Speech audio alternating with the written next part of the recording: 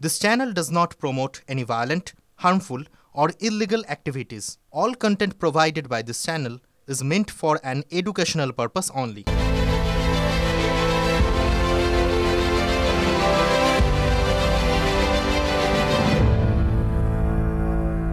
এবার নজর রাখবো টপ 10 ব্রেকিং নাম্বার 1 কৃষ্ণনগরে বিএলওর আত্মহত্যা মুখ খুললেন মমতা বন্দ্যোপাধ্যায় নির্বাচন কমিশনকে নিশানা মুখ্যমন্ত্রী মমতা বন্দ্যোপাধ্যায় নেক্সট ব্রেকিং এর দিকে নজর রাখবো ব্রেকিং নাম্বার 2 9 ডিসেম্বর ভোটার লিস্টের খসড়া তালিকা প্রকাশ ফর্ম জমা দিলেই নাম থাকবে খসড়া তালিকায় কমিশনের ওয়েবসাইট ও বুথে তালিকা বেরোবে জানালো নির্বাচন কমিশন নেক্সট ব্রেকিং নাম্বার 3 বাদ পড়া নামের তালিকা আলাদা করে প্রকাশ হবে খসড়া তালিকায় নাম থাকলেও হিয়ারিং এর ডাক আসতে পারে বাড়ি গিয়ে হিয়ারিং এর নোটিশ দিয়ে আসবেন বিএলও পরের ব্রেকিং এর দিকে নজর রাখি এনুমারেশন ফর্ম ডিজিটাইজেশনের ডেডলাইন কমিশনের 25 নভেম্বরের মধ্যে ডিজিটাইজেশন করতে হবে আপনারা জানেন আগে ছিল 4 ডিসেম্বর তা এগিয়ে আনা হলো 25 নভেম্বর নেক্সট ব্রেকিং এর দিকে নজর রাখবো ব্রেকিং নাম্বার 5 এসআইআর অ্যাপে এডিট অপশন তুলে নিল কমিশন বিএলওদের দাবি মেনেই অ্যাপে এডিট অপশন দেয় কমিশন আর এই এডিট অপশন তুলে নেয় বিভ্রান্ত এবার বিএলওরা পরে ব্রেকিং এর দিকে নজর রাখি ব্রেকিং নাম্বার 6 স্বর্ণ ব্যবসায়ী খুনে ব্লক সভাপতিকে বহিষ্কার তৃণমূলে কোচবিহার 2 নম্বর ব্লকের সভাপতিকে বহিষ্কার ব্যবসায়ী খুনে নাম জড়ায় বিডিও প্রশান্ত বর্মনে বহিষ্কৃত নেতা সজল সরকার বিডিও সহযোগী ব্রেকিং নাম্বার 7 দিল্লিতে আন্তর্জাতিক অস্ত্র চোরাচালান চক্রে পর্দা ফাঁস 10টি অত্যাধুনিক বিদেশি পিস্তল ও প্রচুর কার্তুজ উদ্ধার গ্রেফতার এই চক্রের সঙ্গে যুক্ত 4 জন আইএসআইয়ের মদতে অস্ত্রের চোরাচালান কারবার চলত পাঞ্জাব সীমান্ত দিয়ে ড্রোনের মাধ্যমে নেক্সট ব্রেকিং এর দিকে নজর রাখবো ব্রেকিং নাম্বার 8 পার্ক স্ট্রিটের পর এবার কসবা শহরে হোটেলে ফের রহস্যমৃত্যু 4 তলার ঘর থেকে দেহ উদ্ধার গতকাল 3 জন হোটেলে ওঠে আজ এক মহিলা সহ 2 জন বেরিয়ে যায় পরে ঘরের মেঝে দেহ উদ্ধার নিহতের মাথায় আঘাতের চিহ্ন খুন বলেই অনুমান নেক্সট ব্রেকিং এর দিকে নজর রাখবো ব্রেকিং নাম্বার 9 সংখ্যালঘু অধ্যুষিত মুর্শিদাবাদ জেলায় কৌশলী পদ্ম শিবির বড়োয়ায় বিজেপি সভায় শোনা গেল না জয় শ্রীরাম ধ্বনি বিজেপি নেতাদের বলায় সম্প্রীতি উন্নয়ন কর্মসংস্থানের বার্তা লাস্ট ব্রেকিং এর দিকে নজর রাখবো ব্রেকিং নাম্বার 10 চিকেন স্নেকের নিরাপত্তা নিয়ে চূড়ান্ত সতর্ক কেন্দ্র শিলিগুড়িতে বৈঠকে ভারতীয় সেনা এনআইএ রাজ্য পুলিশ যোগদান বিএসএফ এসএসবিরও চিকেন স্নেক সংলগ্ন ভারত বাংলাদেশ সীমান্তে সুরক্ষা নিয়ে বৈঠক অনুপ্রবেশ আটকাতে সমন্বয়ে নজর নিরাপত্তা এজেন্সিগুলো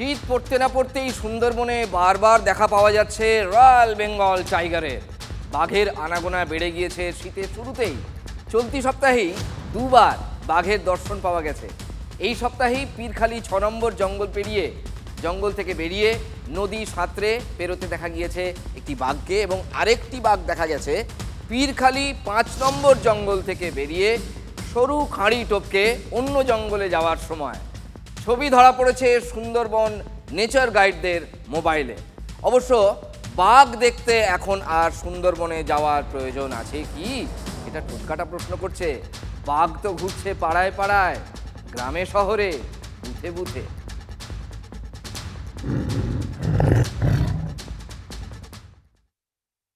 যে কথা বলছিলাম বাঘ বেরিয়েছে বাঘ ঘুরছে আমাদের রাজ্যের বুথে বুথে তাই ভিড় স্বরূপনগরের হাকিমপুর সীমান্তে স্বরূপনগরে যে হাকিমপুর সীমান্ত এবং সেখানে যে বিএসএফ এর চেকপোস্ট রয়েছে আউটপোস্ট রয়েছে তার বাইরেই কিন্তু এই ভিড় তুমি দেখতে পাচ্ছ যে কেউ 2 দিন কেউ 5 দিন ধরে অপেক্ষা করছেন যে তারা তার বাংলাদেশে ফিরবেন তার কারণ দীর্ঘদিন ধরে কার্যত অনুপ্রবেশ করে এখানে কর্মসংস্থানের জন্য কাজ করছিলেন এবার কিন্তু এফআইআর শুরু হওয়ার পরেই তারা কিন্তু বাড়ি ফেরার হিড়িক কোথায় যাবেন এখানে কোথায় ছিলেন? কত বছর আগে এসেছিলেন? কতদিন বসে আছেন? কোথায় যাবেন ওপারে? বাড়ি কোথায়? এখানে কোথায় ছিলেন দাদা? কোনো কথা বলছেন না। এভাবেই কিন্তু নির্বাক তারা, এবং মাথা নিচু করে, তুমি দেখো মাথা নিচু করে ফেলছেন। হাকিমপুরের ভিড় এরা আগে ছিল সবাক, এখন হয়েছে নির্বাক। দিন কয়েক আগেও অবশ্য আমাদের ক্যামেরার সামনে সমস্ত সত্য তারা উগড়ে দিয়েছিল। এখানে থেকেছে, এখানে ভোট দিয়েছে, এখানকার খেয়েছে, এখানে পড়েছে, এখানকার বিদ্যুৎ ব্যবহার করেছে, বিজলি, বাতি, জল, বাড়ি, ভোট দেওয়া, আধার, রেশন, এমনকি লক্ষ্মীর ভাণ্ডার সব নিয়েছে। এখন কিন্তু তারা একদম চুপ। বাংলাদেশ যাচ্ছেন তো? বাংলাদেশ যাওয়ার জন্য এসেছি। কেন? শুনছি মানে দেশে এরকম হবে, সবাই চলে যাচ্ছে, বাংলাদেশের লোক কোনো থাকছে না। ভারতে এসে 10 বছর সুরাই এসেছিল, লোক যেরকম আছে আমরা এরকম এসেছিলাম। এখানে নিউ টাউনে থাকতাম। কিভাবে এলেন? দালাল? কত টাকা দালালি নিল? 8,000 টাকা দুজনে। দুজনে 8,000 টাকা। আপনারা ছিলেন কোথায়, থাকছিলেন কোথায়? ডানকুনি। ভাঙাচুরু প্লাস্টিক বোতল রাস্তা দিয়ে টোকাতাম। কোন জায়গায় সেটা? রাজাহাটের ভিতরে। এই সুইপারের কাজ করতাম বিল্ডিং এ। ওই সবে করিলাম। ব্যাংকের অ্যাকাউন্ট করেছিলেন? ছিল। লক্ষ্মীর ভান্ডারে কত টাকা পেতেন? 500 টাকা পেতাম প্রথম, তারপরে এই কয়েকদিন 1000 টাকা দিল। ভোট দিয়েছিলেন? ভোট 2 বার দিলাম। আচ্ছা, ফিরে যাচ্ছেন কেন? 2002 সালের না থাকলে, ভোটের তালিকায় না থাকলে অসুবিধা হবে, তারপরে তাই যাচ্ছে। এদেশের নাগরিক নয়, কিন্তু ভোটার কার্ড, আধার কার্ড, ব্যাংক অ্যাকাউন্ট সব ছিল। লক্ষ্মীর ভাণ্ডারের টাকাও পেতেন, ভোটও দিয়েছেন। হাকিমপুরে আমরা যখন ক্যামেরা পাঠাই, তারপর অনেক সত্য প্রকাশিত হয়েছে। TV9 বাংলার দৌলতে আপনাদের সামনে আমরা তুলে ধরেছি। কিন্তু দেখুন, আজকে একটা তথ্য দেখাই। তবে এই যে বলা হচ্ছিল হাজার হাজার লক্ষ লক্ষ, না, এখনো পর্যন্ত হাজার হাজার লক্ষ লক্ষ নয়। BSF এর দেওয়া সূত্র বলছে বা তথ্য বলছে যে 4 থেকে 21 নভেম্বরের মধ্যে শুধু হাকিমপুর সীমান্ত দিয়ে 4 থেকে 21 নভেম্বর, তারিখটা খেয়াল করুন, 21 তারিখ কিন্তু পেরিয়ে গেছে, 1720 জন বাংলাদেশিকে, অবশ্যই অবৈধ, তাদেরকে ওপারে পাঠানো হয়েছে। মানে পুশব্যাক অফিসিয়ালি হয়েছে 1720। স্যার, এই স্যাররূপী বাঘের ভয়ে হাকিমপুর সীমান্তে ভিড় এখন নির্বাচন কমিশনের দফতরেও। রাজনৈতিক দলগুলো ভিড় বাড়াচ্ছে। শাসক দল যেমন 2 মন্ত্রী চন্দ্রিমা ভট্টাচার্য, অরূপ বিশ্বাস, 2 MP শাসক দলের অবশ্যই পার্থ ভৌমিক, বাপি হালদার, তারা নির্বাচন কমিশন পর্যন্ত পৌঁছে গেলেন SIR এর বিরুদ্ধে নালিশ ঠুকতে। যারা SIR চালাচ্ছেন সেই কর্তৃপক্ষের কাছেই গিয়ে অভিযোগ করলেন। ইলেকশন কমিশনের গাফিলতির জন্য এখন পর্যন্ত 34 জন মানুষ তারা আত্মহত্যা করেছেন। আজকে এই নিয়ে 3 জন BLO আত্মহত্যা করলো। আজকেও চাপড়াতে একজন BLO আত্মহত্যা করেছেন, এবং তিনি তার সুইসাইড নোটে লিখে গেছেন যে আমার মৃত্যুর জন্য দায়ী নির্বাচন কমিশন। নদিয়ার কৃষ্ণনগরের ষষ্ঠীতলায় এক মহিলা BLOর ঝুলন্ত দেহ উদ্ধার হয়েছে। মৃতার নাম রিঙ্কু তরফদার। তিনি পেশায় ছিলেন পার্শ্ব শিক্ষক। মৃতদেহের পাশ থেকে উদ্ধার হওয়া একটা নোট, সেটাকেই সুইসাইড নোট বলছেন মুখ্যমন্ত্রী। সোশ্যাল মিডিয়ায় পোস্ট করেছেন, রাজ্যের মুখ্যমন্ত্রী নিজেই পোস্ট করেছেন। দেখুন, এই মুহূর্তে আমার হাতে এই নোটটা রয়েছে। অবশ্যই এটা তদন্ত সাপেক্ষ, কিন্তু যদি এটা সুইসাইড নোট হয়, এটাই সুইসাইড নোট সে কথা আমি বলছি না, এটা তদন্ত সাপেক্ষ, কিন্তু এটা একটা নোট বটে। এতে কি আছে আমি একটু কয়েকটা এক্সাম্পলস আপনাদের সামনে তুলে ধরি। আমার হাতে যে লেখাটা আছে, সেখানে একটা জায়গায় লেখা আছে যে সেই নোটের কিছুটা আপনাদের পড়ে শোনাচ্ছি। আমি বাঁচতে চাই, আমার সংসার ভালোভাবেই চলছে, কোনো অভাব নেই, কিন্তু এই সামান্য চাকরির জন্য এরা আমাকে এইভাবে মরতে বাধ্য করলো। আপনারা দেখুন, গ্রাফিক্সেও আমরা একই সঙ্গে চালাচ্ছি। আমার সংসার ছেড়ে যেতে খুবই কষ্ট হচ্ছে, নিজে হাতে করে এই সংসার আমি পেতেছি বা এই সংসার পাতা। লিন্টু প্রতিষ্ঠিত হও, বাবাকে দেখো, এগুলো পরিবারের সদস্যদের জন্য। তোদের ভোটের ফর্মগুলো শোকেসে থাকলো, রাইমারটা অনলাইন হবে না, ওর নামের বানান ভুল আছে, অফলাইনে ফিল আপ করতে হবে। কত চিন্তা তার মাথায় ছিল দেখুন। একই সঙ্গে তিনি নিজেই BLO। পোস্ট অফিসের FD বইগুলো আলমারিতে আছে। PNB মানে পাঞ্জাব ন্যাশনাল ব্যাংক এবং state bank of India, SBI এর বইগুলো আলমারিতে থাকলো। এটা হচ্ছে বাড়ির প্রতি যে টান, ভালোবাসা, যাদের রেখে যাচ্ছেন তাদের বলে গেছেন আমার সন্তানদের সবাই দেখো। খুবই প্যাথেটিক এটা। এখন আমার সুখের সময়, কিন্তু এরা আমাকে বাঁচতে দিল না। এখানে আবার অভিযোগ, কাজটা অনেকের কথা শুনতে গেলাম এবং শুনতে গিয়ে কাজটা করলাম, ভেবেছিলাম ছেড়ে দেব। এখন মনে হচ্ছে যে ছেড়ে দেওয়াটাই ভালো ছিল।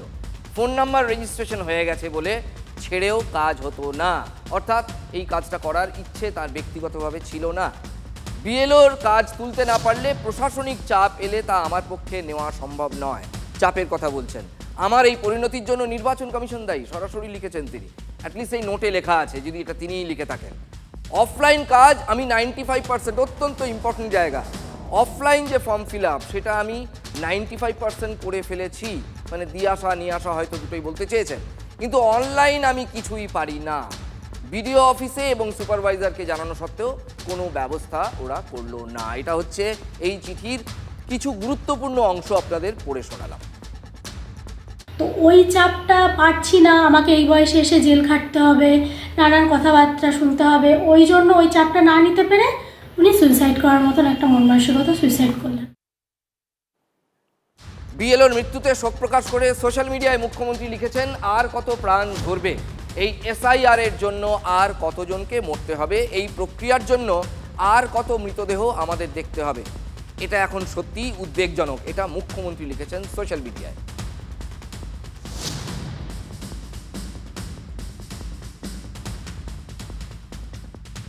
এই মৃত্যুর দায় কার?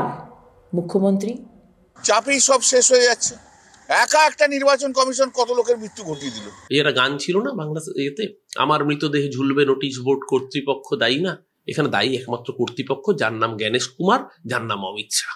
আজকে ইলেকশন কমিশন যখন আপনার কাছে ফাইল পাঠিয়েছে যে 1000 জন ডেটা এন্ট্রি অপারেটর নিতে হবে, আপনি সেই ফাইল সরিয়ে রেখেছেন রাজনীতি করার জন্য।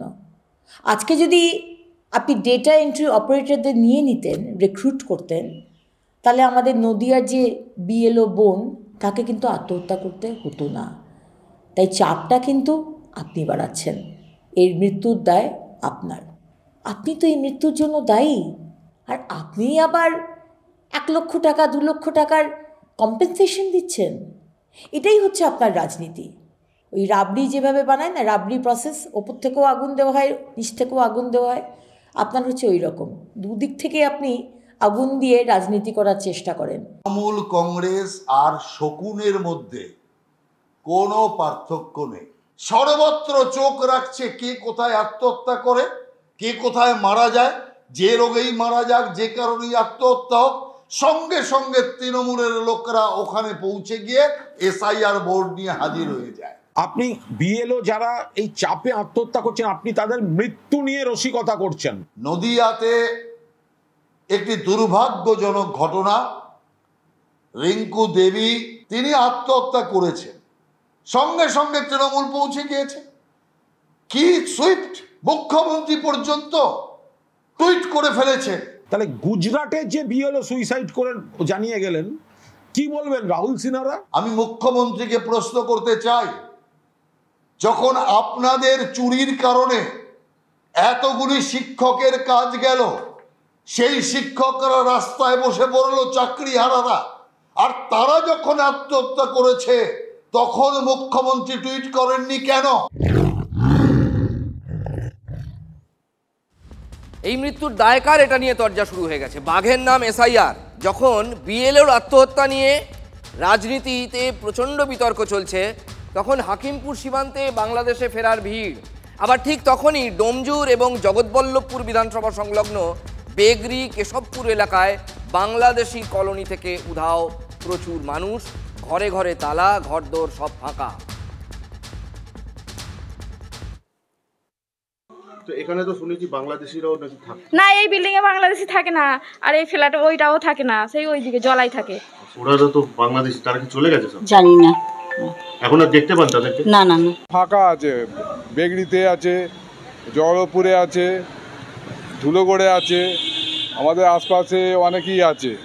হ্যাঁ, এগুলো তো প্রশাসন কোনো ব্যবস্থা নিচ্ছে না। তৃণমূল সরকার এতে রেখে দিতে চাইছে, পয়সা দিয়ে রেশন কার্ড, আধার কার্ড এসব করে নিয়েছে, তৃণমূলটা করে দিচ্ছে। তৃণমূল অঞ্চলের নেতারা, ব্লকের নেতারা, এমএলএরা এসব কার্ড করে দিচ্ছে ওদের ভোটের স্বার্থে। হাকিমপুর সীমান্তে কয়েকজনের কথা মনে আছে? কোথায় থাকেন বলেছিলেন ডোমজুর। কিভাবে এলেন? দালাল? কত টাকা দালালি নিল?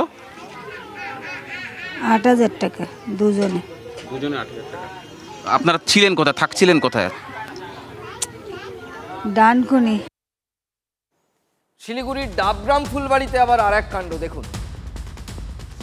ডাবগ্রাম ফুলবাড়ি বিধানসভা এলাকায় এসআইআর কাজ শুরুর পর বিভাগে বহু মানুষ। বিএলওরা বলছেন এই যে ভোটাররা, এদের একটা বড় অংশ ডাউটফুল, কারণ এরা যেমন 2002 সালের নাগরিকত্ব সংক্রান্ত কোনো তথ্য দিতে পারছেন না, তেমনি কেউ কেউ আবার যে তথ্য দিচ্ছেন সেই তথ্য সন্দেহ তৈরি করছে। ওনারাই বলছে যে আমরা বাংলাদেশে থাকতাম বা কিছু এরকম ওনারা বলছে। হ্যাঁ, ওনারা 2002 সেরকম কিছু কেউ অ্যাকচুয়ালি কেউ না মেনশনই করতে পারছে না। ফর্ম টর্ম সব ফিল আপ করে দিয়েছে। আমি পরে যখন ওদেরকে ভেরিফাই করছি এটাকে ওনারা চুপ করে আছে। তখন আমি বলছি আপনাকে বলতে হবে যে এটাকে। তখন একবার বলছে উনি আমার কাকি হয়, তারপরে বলছে জেঠি হয়, তারপরে বলছে আমার মার মা হয়। আমার হাতে যেমন একটা ফর্ম আছে, এই যেমন একজন ভোটার যিনি তার ফর্ম ফিল আপ করেছেন, বর্তমান ভোটার তালিকায় তার নাম আছে, কিন্তু 2002 সালে কোথায় তিনি ভোটার ছিলেন বা তাদেরকেও ভোটার ছিলেন কিনা, তাদের কোনো অভিভাবক, এই সম্পূর্ণ জায়গাগুলো কিন্তু ফাঁকা। সমস্যা হচ্ছে কি, আমার বাবা মা তো বাংলাদেশ ছিল অ্যাকচুয়ালি। এখন আমাকে ছোটবেলায় নিয়ে আসে, বাবা মা বলতেছে আমি 2002 সালে কোথায় ছিল? 2002 সালে বাংলাদেশে ছিল। পরবর্তীকালে এসেছে? হ্যাঁ, পরবর্তীকালে 2000 পরে এসেছে। তো হচ্ছে আমাকে ছোটবেলায় নিয়ে এসেছে। তো আমি এখানে পড়াশোনা গ্র্যাজুয়েট কমপ্লিট করেছি। এখন তো আমার ভোটার কার্ড, আমার কলেজের ডকুমেন্টস সব কিছু আছে। বাবা মার এখানে ভোটার কার্ড হয়েছে? বাবা মা ভোটার কার্ড হয়েছে, কিন্তু 2000 পরে হয়েছে। তাহলে এটা হ্যাঁ 2000 পরে হয়েছে। এটা নিয়ে আশঙ্কায় আছি যে আমার বাবা মার কি হবে। ওই যে ফলে এই যে 2002 এর যে তথ্যগুলো, এগুলো সব ব্ল্যাঙ্ক। 2002 এর কোনো তথ্য তো এখানে লিখতে পাচ্ছেন না। এখন তো হচ্ছে সবাই বলতেছে বাবা মার ডকুমেন্টস লাগবে ভোটার কার্ডে। তো আমার বাবা মা তো এখন নেই, আমি কি করব এখন? এই ধরনের ভুরি ভুরি ফর্ম প্রত্যেক বিএলওর কাছে জমা পড়ছে। তো ফর্ম পাচ্ছেন যারা 2002 সালের ভোটারই নয়, মানে তাদের বাবা মায়ের নাম নেই, তাদের নাম নেই, কারোরই নাম নেই। 40 থেকে 50টা হবে এরকম। বাংলাদেশ থেকে কত সালে এসেছেন? মোটামুটি 2007 আসছে। সরি হ্যাঁ 2007 আপনার বাংলাদেশ থেকে চলে আসে। তারপরে ভোটার লিস্টে নাম তুলে দেন। হ্যাঁ, তো অনেকবার ট্রাই করছি, হয় নাই, কিন্তু আমাদের 11 নাগাদ হয়ে যায়। হ্যাঁ, বিএলওদের কাছে জিজ্ঞাসা করলে কেউ বলছেন 50টা, কেউ বলছেন 60টা, কেউ বলছেন 100টা। এই ধরনের ভোটারের খোঁজ বিভিন্ন পার্টে মিলছে। জায়গায় জায়গায় খোঁজ পাওয়া যাচ্ছে অবৈধ বাংলাদেশিদের। শিলিগুড়ির বিএলওরা বলছেন যে প্রতিটা বুথে কোথাও 50, কোথাও 60, কোথাও 100 জন এই রকম কোট আনকোট ভোটার পাওয়া যাচ্ছে যারা এদেশের নাগরিক নয়। আর নির্বাচন কমিশনে তৃণমূলের নালিশ, প্রতি বুথে 150 থেকে 200 জন ভোটারের নাম ইচ্ছাকৃত বাদ দেওয়া হয়েছে। রাজনৈতিক দলের কথায় নির্বাচন কমিশন ইচ্ছাকৃতভাবে প্রত্যেক বুথে 150 থেকে 200 নামকে বাদ দেওয়া হয়েছে, যে কাজটা 2 বছরের শুধু একটি রাজনৈতিক দলকে তাদের কথায়, তাদের খুশি করার জন্য, তাদের জন্য লড়াই করার জন্য আজকে 2 বছরের কাজটা মাত্র 2 বছরে ইলেকশন কমিশন করছে। দেখুন, এই স্যারের ফর্ম দেওয়া এবং জমা নেওয়ার এই পর্বটা একেবারে শেষ পর্ব, এখন শেষ বেলা। কিছু ইনফরমেশন আছে, দেখে নিন যদি আপনার কাজে লাগে। 9 ডিসেম্বর খসড়া ভোটার তালিকা প্রকাশ হবে। 9 ডিসেম্বর থেকে 8 জানুয়ারি পর্যন্ত যে কোনো অভিযোগ জানানো যাবে তালিকা সংক্রান্ত। 31 জানুয়ারি পর্যন্ত চলবে অভিযোগ খতিয়ে দেখার কাজ। 7 ফেব্রুয়ারি মানে 7ই ফেব্রুয়ারি চূড়ান্ত ভোটার তালিকা প্রকাশ হবে। তখনও তৃণমূল সময় নিয়ে স্যার করার দাবি তুলছে। কয়েকদিন আগে মুখ্যমন্ত্রী চিঠি লিখেছেন, আজ গেল প্রতিনিধি দল। তৃণমূলের কাণ্ড কারখানা দেখলে জটায়ু হয়তো বলতেন হাইলি সাসপিশিয়াস। অভিষেক প্রথমে বললেন যে রাজ্যে স্যার করতে দেওয়া হবে না, নো স্যার। এখন তিনি স্যারের কাজ কেমন করে এগোচ্ছে তা নিয়ে 10,000 নেতাকে নিয়ে ভার্চুয়াল মিটিং করছেন। এবং তার আগে কমিশনকে বিএলওদের নাম দিয়ে এলো সরকার, বা দিয়ে দিয়েছিল সরকার, কারণ এই নামগুলো তো সরকারের কাছ থেকে কমিশন পেয়েছে। তৃণমূলও বিএলওদের নাম দিল, সঙ্গে বিএলএদের নাম দিল, সঙ্গে নির্দেশ যে বিএলওদের সঙ্গে সব রকম সাহায্য এবং সহযোগিতা করতে হবে। পাড়ায় পাড়ায় সহায়তা ক্যাম্প চালাতে হবে, যেটা তারা নাম দিয়েছেন। নামটা খুব তারা কিন্তু খুব কৌশলগতভাবে তৃণমূল কংগ্রেস দিয়েছে, ভোট অধিকার রক্ষা শিবির, অ্যাজ ভোটের অধিকার কাটতেই নাকি এই ব্যবস্থাটা এসেছে। যাই হোক, এটা তাদের বক্তব্য। বিহারে স্যার হয়েছে, আরও 11টা রাজ্যে হচ্ছে, কখনো এই রকম কিন্তু দেখা যায়নি, কোথাও দেখা যায়নি। আমরা বারবার যে দাবি করছি, এরা কোনো রাজনৈতিক দলের হয়ে, কোনো রাজনৈতিক দলের বি টিম হয়ে তারা কাজ করছেন, এবং আমরা পরিষ্কার বলছি এই ইলেকশন কমিশন বিজেপির বি টিম হয়েই কাজ করছে। মুখ্যমন্ত্রী জানে এই বাংলাদেশ থেকে আসা এই মৌলবাদীরা মুখ্যমন্ত্রীর ভোট ব্যাংক, এরা গেল তো মুখ্যমন্ত্রীও গেল, তার পদ আর থাকবে না, সরকার আর থাকবে না। তাই যখন তারা যাচ্ছে, পেছনে নবান্নে বসে মুখ্যমন্ত্রী গান গাইছে, না যাও সাইয়া ছুড়া কে ভাইয়া, কসম তোমারি হাম মেরো পরু।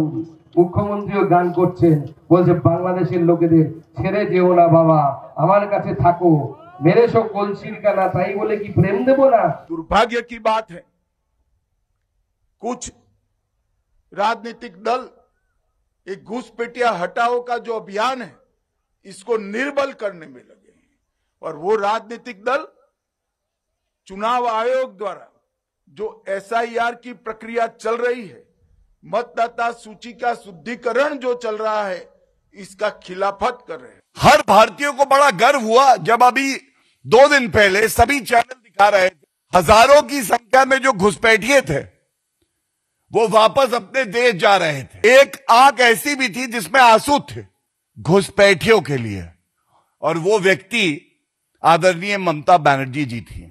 उनको लगा ये तो मेरा वोट भाग रहा है। বর্ডার যাদের দেখার কাজ তারা চোখ বন্ধ করে আছে, আর অনুপ্রবেশকারীরা ঢুকে আছে। তা অনুপ্রবেশকারীরা যে ভোটার লিস্টে আছে সেটা কিন্তু বিরোধী দলনেতা কিংবা অন্য কোনো নেতা দেখাননি, ফলে এই সব বলে লাভ নেই। তাহলে অনুপ্রবেশটা রোখার সময় আপনারা ব্যর্থ হচ্ছেন বা হতে দিচ্ছেন, আর ধরা পড়লে তখন হচ্ছে তৃণমূল কেন, পশ্চিমবঙ্গের তৃণমূল সরকার জবাব দাও, তৃণমূল সরকার কেন জবাব দিতে যাবে? সীমান্ত আপনার, ঢোকা বেরোনো আপনার দায়িত্বে, অবৈধ কেউ ঢুকবে না সেটা পাহারা দেওয়ার দায়িত্ব আপনার।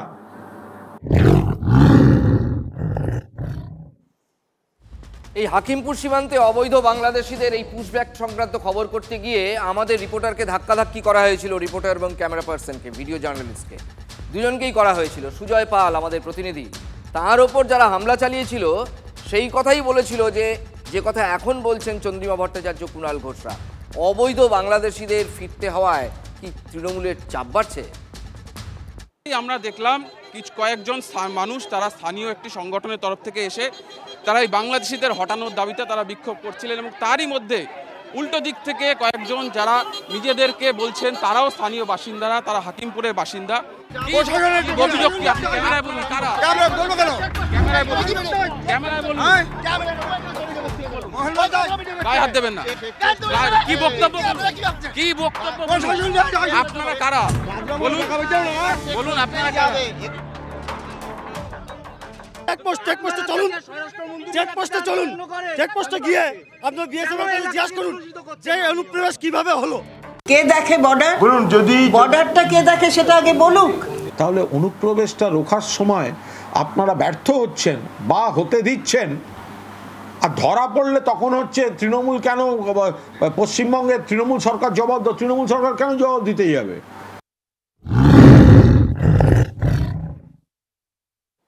স্যার মানেই ভয়, সীমান্ত পেরোনো মানেই হচ্ছে কি মৃত্যু? না, SIR ফিরিয়ে দিল পরিবার। 12 বছর পর বয়সে ঘর ছাড়া ভাঙড়ে, মানে 12 বছর বয়সে তিনি ঘর ছাড়া হয়েছিলেন। 12 বছর বয়সে ঘর ছাড়া ভাঙড়ের হাতিশালার রমজান মোল্লা ঘরে ফিরলেন 26 বছর পর। কতটা ইন্টারেস্টিং ভাবুন, এবং কতটা আনন্দের খবর ফিরিয়ে দিল স্যার। একটু ডকুমেন্টস লিয়ার দরকার ছিল, যেমন ওর ছেলেপিলেকে যেমন বাঁচানোর চেষ্টা করে, আমি তো আমার ছেলেপিলেকে বাঁচানোর চেষ্টা করবো। কেন আমি গরিবের পরিবারে বিয়ে করলাম, ওকে তো আমি ছেড়ে তো আর কোথাও যেতে পারবো না। পরিবার পেয়ে গেলাম আমি, আবার ঘরের ছেলে ঘরে ফিরল, ঘরের ছেলে ঘরে ফিরল, খুব ভালো লাগছে। নিয়ে গেছিলাম একটা বিহারের লোক নিয়ে গেছিল। আমি মনে করেন বোম্বে, দিল্লি, পাঞ্জাব, হারিয়ানা এইসব জায়গাতেই থাকতাম। বিয়ে করলাম, আমার ছেলেপিলি আছে। বাড়ি কি ভুলে গেছেন, চিনতেন না নাকি? বাড়ি চিনতাম বলতে জায়গার নামটা মনে ছিল, হাতিশালা গাবতলা এটা বলতাম। আচ্ছা। আর আমার মামার বাড়ি যে কোচপুকুরে, এটাও আমি জানতাম। সল্লেকে বাস স্ট্যান্ড যেটাও আমি জানতাম। এই যে আসলাম, আমার মামা ছিল কোচপুকুরে, মামার বাড়িতে ঢুকলাম, মামাকে বললাম আমাকে নিয়ে চলো আমার ভাইদের বাড়িতে। হ্যাঁ, মামাকে চিনতে পারলাম, মামারা চিনতে পেরেছিল। আমি চিনি, যদের দোকান আছে, মামার নাম জানি, এটাই। ওখান থেকে বাড়িতে আসে? এখান থেকে অটো ভাড়া করে আমি বাড়ি আসছি। বাড়িতে কে কে আছে? আমার বাড়িতে আমার 4টে ভাই আছে, আমার ভাবি আছে 4টে, আমার 2টো বোন আছে। তোমার সাথে দেখা যাচ্ছে? হ্যাঁ, আমার বন্ধু বান্ধব আছে, আমার ভাগনা আছে, আমার ভাইপোরা আছে, আমার আরো সব চাচারা ভাইরা আছে। এখন সবাইকে কাছে পেয়ে ভালো লাগছে? খুব ভালো লাগছে।